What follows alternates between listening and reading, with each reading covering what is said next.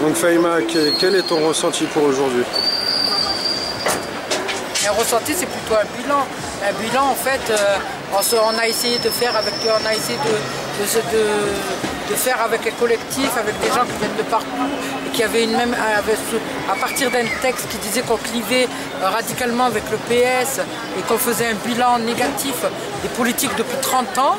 Et qu'on ne rentrait pas dans le jeu de la récup de la marche, parce que la marche, elle ne s'est jamais arrêtée, elle continue, et que le bilan depuis 30 ans politique, c'est quand même plus de 500 morts entre les mains de la police. On ne calcule même pas ceux qui sont morts en prison dans ce truc-là. Sinon, voilà.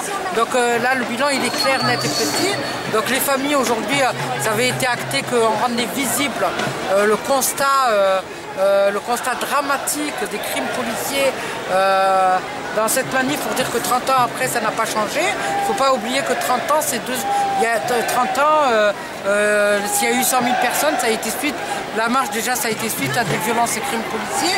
Et après, la marche avait profité quand même profiter entre guillemets, c'est qu'il y a eu le racisme de l'époque avec les ratonnades et tout, et avec celui qui a été jeté par le train qui est mort, avait soulevé une vive émotion, il avait ramené beaucoup de monde. Donc 30 ans après, c'est quoi qui a changé? Eh bien, rien du tout. 30 ans après, c'est la structuration avec des lois du racisme. Et puis voilà, et quand on voit aujourd'hui qu'on se retrouve en tête de banderole avec un responsable politique, c'est pas possible, quoi. On avait dit pas de récupération politique. On l'a dit. Donc voilà, les familles n'avaient même pas leur place à la banderole, c'est toujours les mêmes. Regardez-moi, j'existe, je suis là, je récupère. Et puis voilà, et du coup ça a créé un petit malaise, quoi. Mais sinon c'était quand même le côté positif. Il y a eu du monde, il y a eu la patate, on a senti les diverses composantes. Il y avait des jeunes, il y avait les sans-papiers, il y avait les familles des villes, voilà quoi. Et en gros c'est ça le bilan. Après le côté positif, c'est les revendications. Tout le monde s'est mis derrière certaines revendications qui appellent à la libération des frères Camara, qui sont l'amnistie des révoltes urbaines de 2005 et 2007. Donc c'est une avancée, mais après il faut savoir avec qui on avance, quel rapport de confiance on a, et de ne pas recommencer l'histoire des trahisons. Du coup, quelles sont les perspectives de la manif? Écoute, c'est vrai que c'est un peu...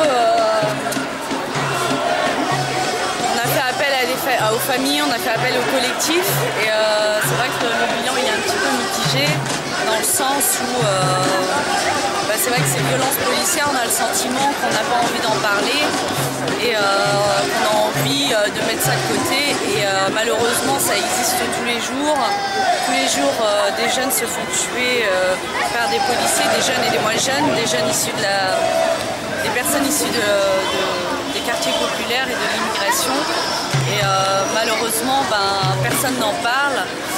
L'État est sourd et muet, et les familles attendent que justice soit faite, et donc on n'a pas de réponse et on attend. Donc on a envie que ça continue, et on a envie de continuer le combat en tous les cas, et on a envie que les pouvoirs publics qui nous dirigent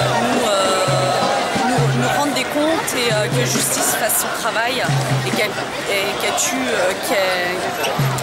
juge ces policiers fermement, et pour pouvoir rendre justice à ces familles qui sont en deuil. Et c'est quoi vraiment tes revendications personnelles? Les revendications, c'est que... vraiment personnel, ce qui te... personnel, c'est que déjà ce policier qui a tué mon frère Amin Bentounsi le 21 avril 2012 soit jugé fermement, et les autres familles qui attendent aussi. Voilà, je suis désolée, je suis un peu fatiguée après c'est pas grave. Une journée, donc voilà. Du coup, le combat continue. Le combat continue, on lâchera rien.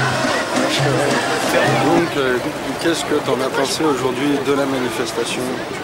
Qu'est-ce que j'en ai pensé? Déjà qu'on n'était pas assez de familles, de victimes, parce que moi je me retrouve avec plusieurs t-shirts, il y a plusieurs noms. Ali,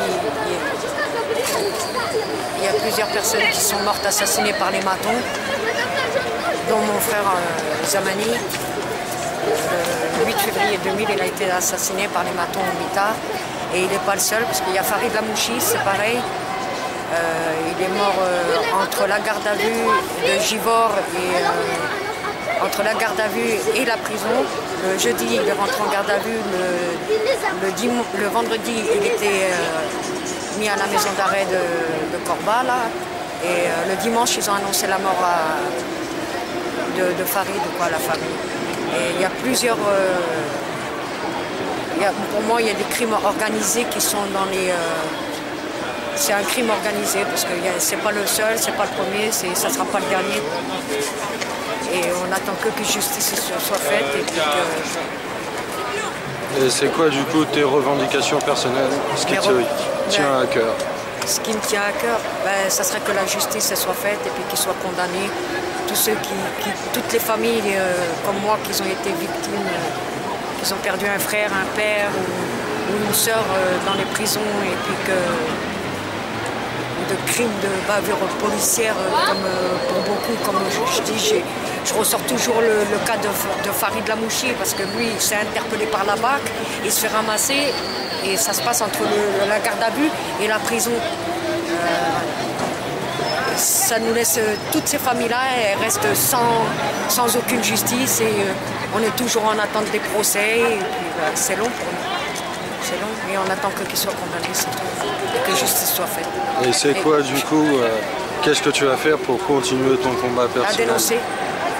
À dénoncer, en espérant qu'il y aura beaucoup plus de familles qui seront là à nous soutenir, parce qu'on est une petite goutte d'eau dans un océan, même avec les violences policières, entre la violence policière et puis les assassinats dans les prisons, que ce soit au mitard ou dans leurs cellules. Ça reste toujours impuni. Du coup, le combat, il continue, jusqu'au bout. Il continuera jusqu'à la mort. Ok, merci.